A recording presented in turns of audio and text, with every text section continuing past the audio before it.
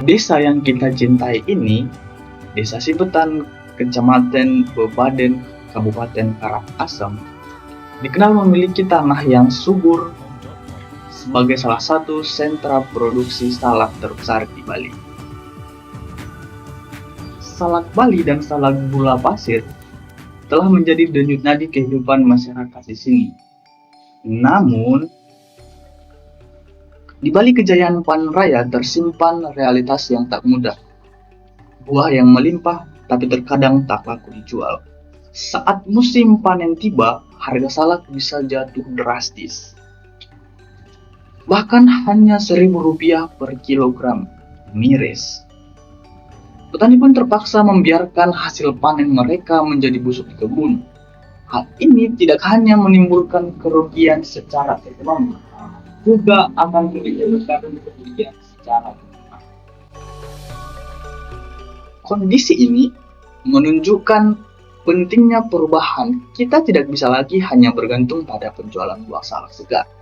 Harus ada inovasi, cara untuk mengolah hasil panen menjadi sesuatu produk yang laku dijual di masyarakat.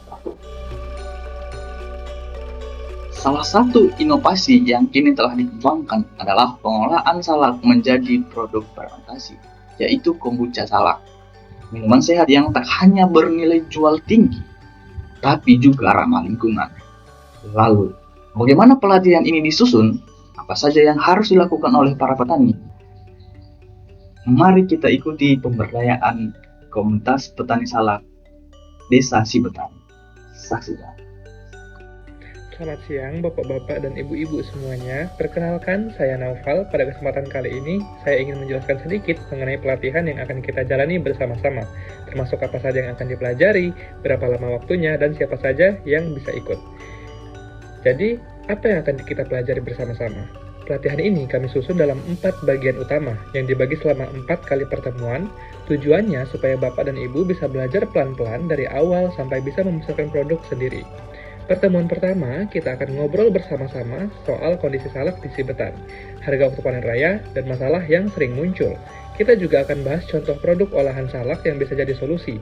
Harapannya, Bapak dan Ibu bisa mulai melihat peluang dari buah salak yang sebelumnya sering terbuang. Lalu pada pertemuan kedua, kita akan belajar bersama-sama cara membuat kombucha salak.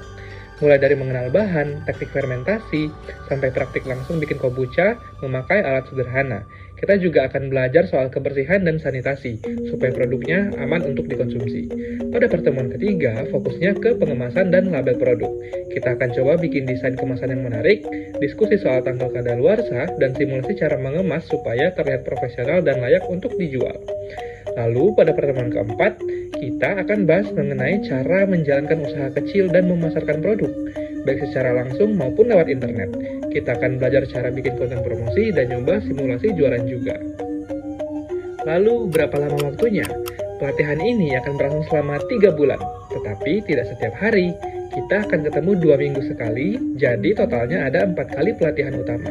Setiap pertemuan kira-kira berlangsung selama 6 jam, tapi akan dibagi antara waktu teori dan praktiknya. Selain itu, di antara pertemuan akan ada juga pendampingan dari tim kami dan praktik langsung. Jadi bukan cuma belajar, tetapi juga langsung diterapkan bersama-sama. Lalu, siapa saja sih yang bisa ikut? Peserta yang kami ajak ikut pada pelatihan ini adalah petani salak di Desa Sibetan, khususnya yang ingin belajar cara mengolah salak jadi produk baru dan meningkatkan penghasilan. Jumlah peserta yang kami harapkan kira-kira 20 orang, dan tidak harus petani langsung. Anak atau anggota keluarga yang semangat belajar juga sangat kami dorong untuk ikut. Kami percaya Bapak dan Ibu di sini punya semangat dan potensi besar. Kami hanya ingin membantu membuka jalan agar salak Sibetan bisa lebih bernilai dan hasil kerja keras Bapak Ibu di sini tidak lagi dibayar murah. Demikian penjelasan dari saya, semoga nanti pelatihannya bisa berjalan lancar dan kita bisa belajar bersama-sama. Terima kasih atas kesediaan Bapak dan Ibu untuk ikut serta. Terima kasih. Selamat siang kepada Bapak Ibu. Perkenalkan nama saya Gusti Ngurah Gede Kusjedi Putra. Sini saya akan menjelaskan mengenai jadwal kegiatan dan evaluasi yang akan dilakukan pada pemberdayaan masyarakat petani salak di Desa Sibetan. Nah, adapun selain kegiatan dari pemberdayaan kami ini yang akan kami rencanakan itu adalah pada minggu pertama kami melakukan koordinasi tim, penyusunan jadwal, perizinan, dan teknis pelaksanaan, yang dimana kami melakukan pada minggu pertama ini kami melakukan koordinasi terhadap tim untuk melakukan penyusunan jadwal, perizinannya, dan teknis pelaksanaan dari pemberdayaan tersebut. Pada minggu kedua kami melakukan survei lapangan, observasi potensi dan wawancara kepada kelompok tani, yang mana minggu kedua ini kami melakukan survei observasi potensi dari petani salak dan wawancara kepada petani salak di desa Sibetani sendiri. Yang ketiga itu adalah pada minggu ketiga itu kami melakukan penyusunan dan finansial modul pelatihan, yang dimana kami melakukan penyusunan modul dari pelatihan pelatihan pemberdayaan yang akan kami lakukan. Minggu keempat itu adalah kami melakukan pelatihan 1, yang dimana pelatihan 1 itu mengenai pengenalan potensi salak dan produk olahan dari salak itu sendiri. Yang pada minggu selanjutnya itu minggu kelima, yaitu adalah pendampingan peserta dalam eksplorasi ide produk dari olahan salak itu sendiri.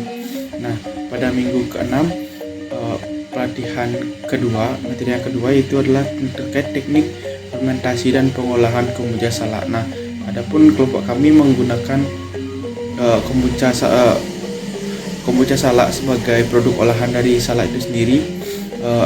Terus selanjutnya itu adalah dari minggu ke-7 adalah praktik mandiri peserta dan asistensi pembuatan kombucha gitu.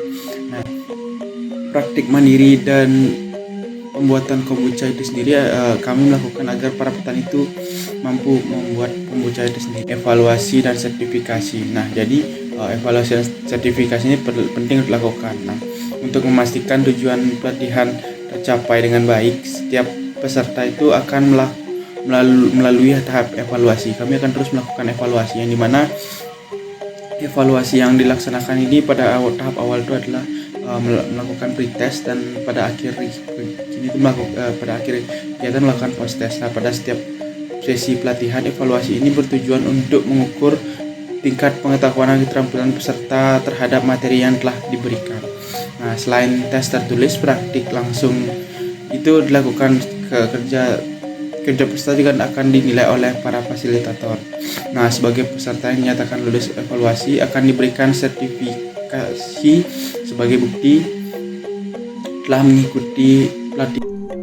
Baik, selamat siang semuanya. Perkenalkan, saya Ibu Turadita Isa Putra. Di sini saya akan menjelaskan mengenai sumber daya yang diperlukan dalam program pemberdayaan, kemudian tindak lanjut selama pemberdayaan, dan yang terakhir anggaran biaya yang diperlukan nantinya dalam program pemberdayaan. Mulai saja di pembahasan pertama, yaitu sumber daya yang diperlukan dalam program pemberdayaan. Nah, adapun sumber daya yang diperlukan dalam program pemberdayaan ini, yang pertama yaitu fasilitator atau narasumber yang akan kami hadirkan dalam program pemberdayaan. Yang kedua yaitu alat dan perangkat yang diperlukan. Adapun alat dan perangkat yang diperlukan yaitu seperti kompor listrik atau pemanas air, kemudian baskom plastik atau stainless steel, kemudian toples fermentasi dan penutup, kemudian botol kaca dan alat penutup botol, kemudian timbangan digital manual, dan yang terakhir sendok takar, saringan, serta alat dan bahan untuk sanitasi dalam program nantinya. Kemudian ada bahan dan media pendukung seperti buah salak Bali, gula pasir, kemudian label produk, model pelatihan cetak, kemudian proyektor, yang dimana bahan dan media pendukung ini yang merupakan alat yang nantinya membantu dalam pelaksanaan program pemberdayaan. Pembahasan selanjutnya yaitu tindak lanjut. Nah, untuk memastikan program pemberdayaan ini memberikan dampak yang berkelanjutan dan meningkatkan kesejahteraan petani, adapun rencana tindak lanjut yang akan dilakukan adalah sebagai berikut, yang dimana yang pertama yaitu pendampingan produksi secara berkala. Yang kedua yaitu pembentukan kelompok usaha bersama, kemudian kolaborasi dengan pemerintah desa dan dinas terkait. Kemudian yang keempat, pembuatan media promosi digital sederhana. Pembahasan selanjutnya yaitu ada anggaran biaya.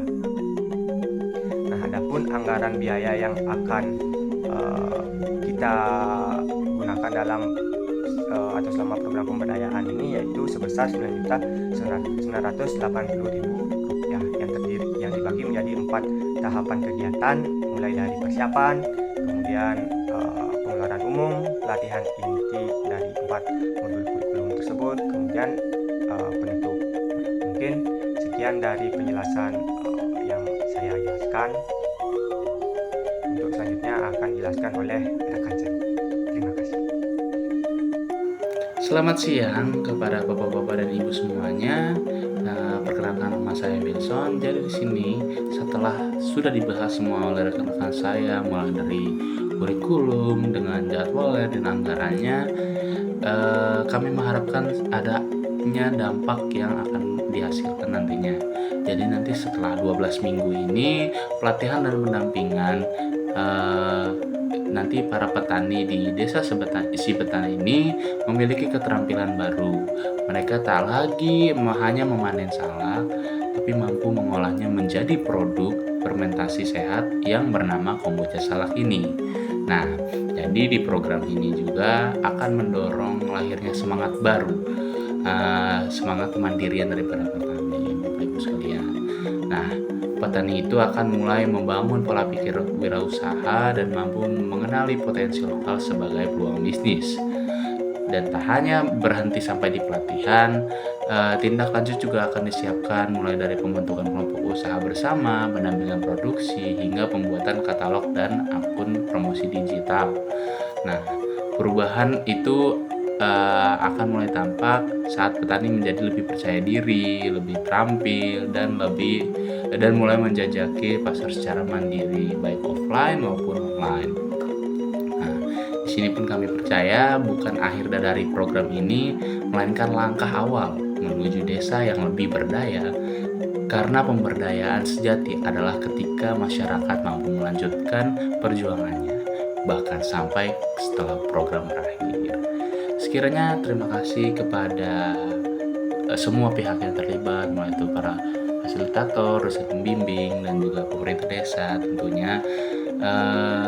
Semoga para petani di desa Sibetan ini bersama kita bisa menjadikan potensi lokal sebagai kekuatan ekonomi desa.